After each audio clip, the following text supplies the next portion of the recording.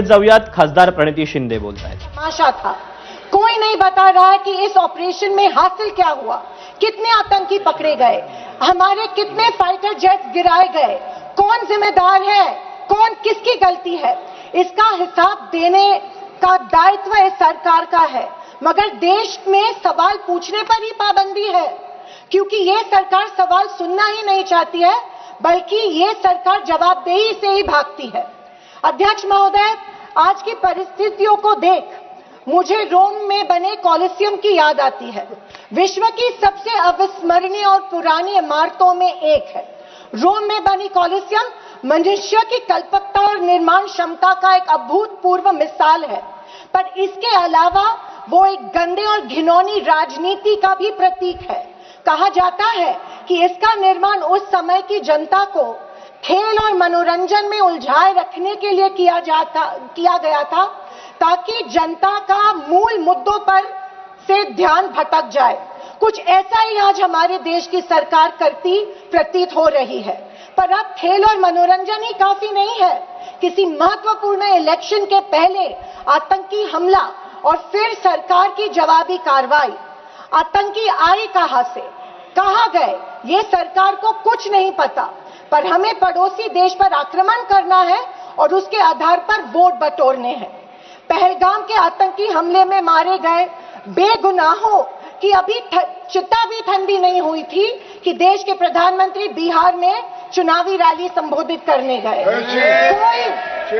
कोई जिए कोई मरे, इनको कुछ फर्क नहीं पड़ता.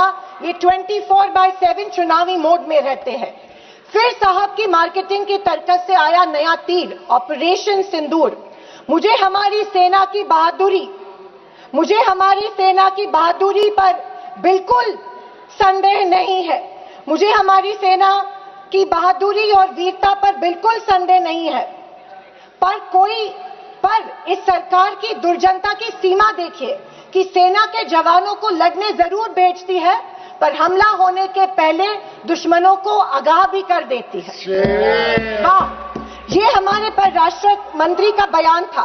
क्या यही कारण है कि हमारे जेट्स दुश्मन के द्वारा गिराए गए? क्या ये हमारी सेना के जवानों के जानों के साथ खिलवाड़ नहीं थी?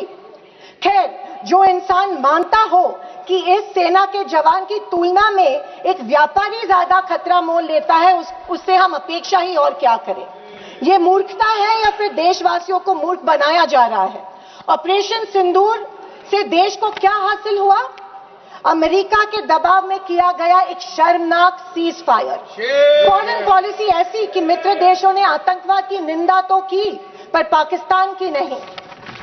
स्पीकर मैडम, प्रधानमंत्री कहते हैं कि ऑपरेशन सिंदूर का जश्न मनाने का पर्व है. किस बात का जश्न मनाए प्रधानमंत्री जी? हमले के पहले आपके विदेश मंत्री दुश्मन को हमले की पूर्व सूचना देते, उसका जश्न मनाए? इसी का असर यह था कि हमारे जेट्स गिराए गए, क्या इसका जश्न मनाए? या फाइटर जेट जो क्षतिग्रस्त हुए हैं उनके पायलट्स का क्या हुआ, इस देश को अभी तक उसकी जानकारी नहीं है, क्या उसका जश्न मनाए? सीज फायर का ऐलान इनके कथित मित्र ट्रंप करते हैं, इससे जो हमारी देश की तीनों सेनाओं का मानसिक खच्चीकरण हुआ, क्या उसका जश्न मनाए? और तो और पहलगाम के आतंकियों को कोई सुराग नहीं, क्या इसका जश्न मनाए? इंटरनेशनल कम्युनिटी में भारत की छवि इतनी कमजोर अब तक कभी नहीं हुई थी. हर चीज को इवेंट मत बनाइए मोदी जी.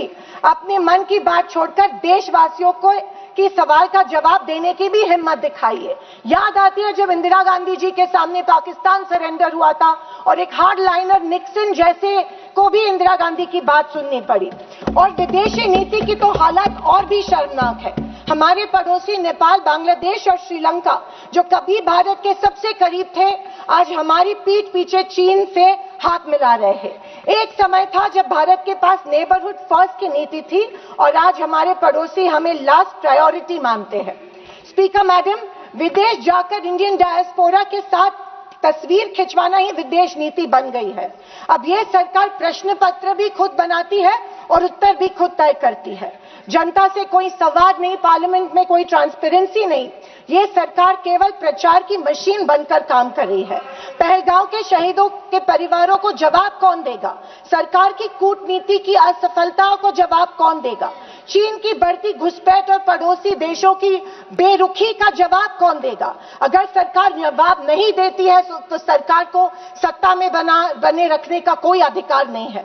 विपक्ष का हर सांसद लोगों के सवालों को उठाता रहेगा और अगर सवालों से डरती है तो कुर्सी छोड़ो। ये कुर्सी तेव्हा लोकसभेमध्ये सध्या ऑपरेशन सिंदूरवर चर्चा सुरू आहे आणि याबद्दल खासदार प्रणिती शिंदे